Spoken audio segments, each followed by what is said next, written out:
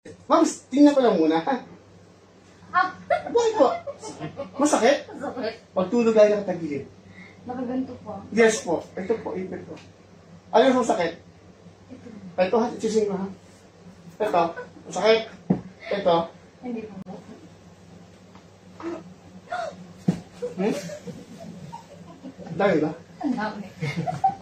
Higa kayo. Di ba? Ano mo lang? Okay. Narinig ka? Okay.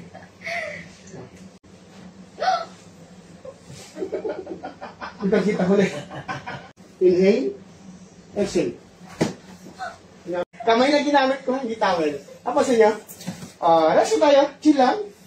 Kalma lang. Ma'am, ano? Masakit? Hindi na. Ito?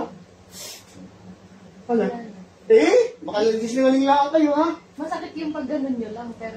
Wala na yung ano dito? Itaas mo yung ay, kamusta? Gumaan? Ano? O, yung dalawang kamay. Pero pag mataas. Meron pa? Hindi, wala na. Wala na. Nalaig mo. Umakay na? Oo, tapos na. Ha? Abilis naman? Sige, bigyan sa pen. Yung lover ba? Oo, sige na. Lagay sa pen. Ay, tapos na to eh. Ayan, ganun ang kabilis yung problema niya dahil niya. Tapos na agad. Ay, nahirit pa.